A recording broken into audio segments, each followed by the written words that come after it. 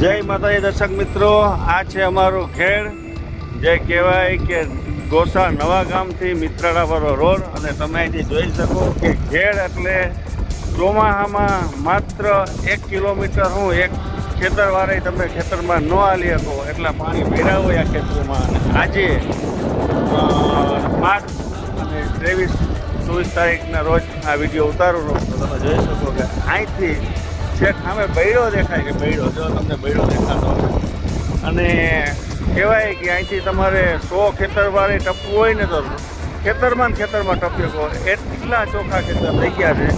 ઘઉં ચણા ઉપડી ગયા છે, ખેડૂત બધા ફ્રી થઈ ગયા છે. અને હવે એમના માટે ચોમાસા પછી કામ સિવાય કોઈ કામ નથી. આ અમારું ખેડ.